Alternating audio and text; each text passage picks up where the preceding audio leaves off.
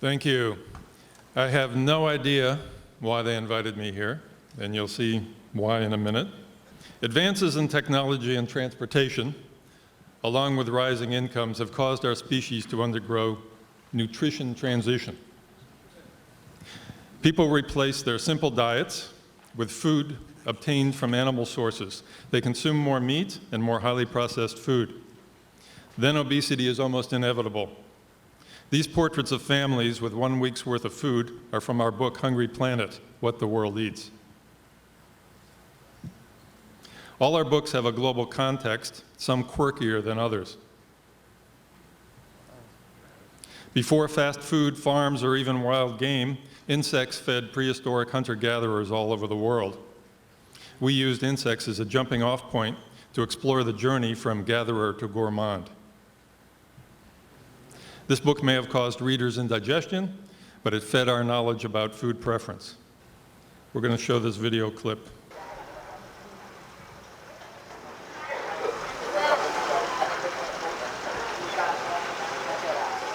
I wasn't born a bug eater. My family believed Wild Kingdom belonged on TV and not on the dinner table.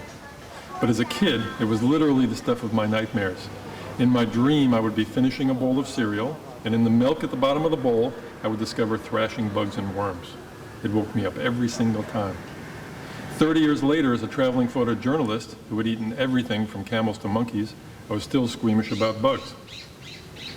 Then I discovered a newsletter about entomophagy, the human consumption of insects.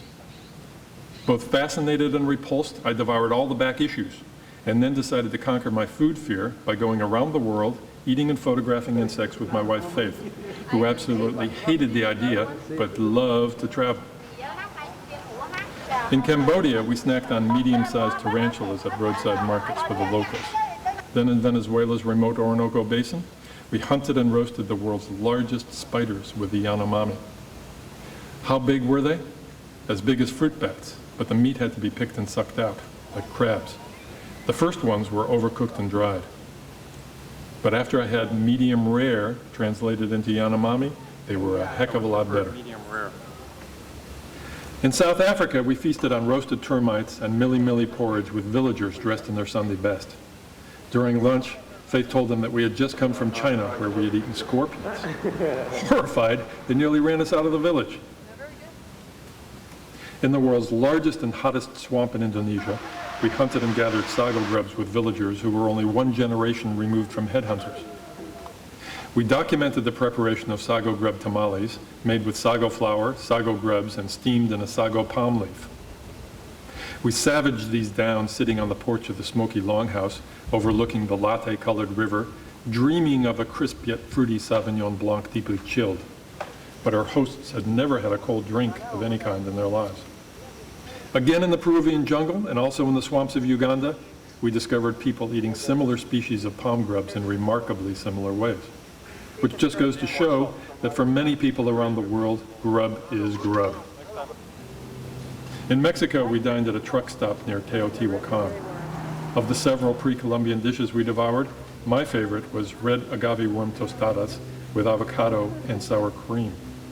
The problem I ran into repeatedly was describing the taste of these foods, which have no real parallel in our Western traditional diets.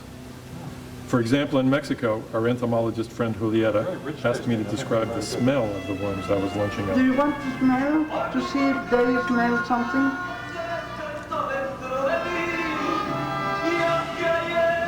It just smells like delicious, delicious worms to me. What's even creepier now is fast food engorging the planet. Now we're hitting millions of people in their own guts with a project that makes it even easier to understand nutrition, potentially changing the way the world eats, one by one. We're exploring what 101 people across the planet eat in one day, from acrobats to sumo wrestlers, students, seal hunters, sadhus, rickshaw drivers, bike messengers, and even bullfighters. It will be a book but our 101 individuals will reach many more millions in an online version that will enable people the world over to upload their own photos and days' worth of food for comparison and analysis.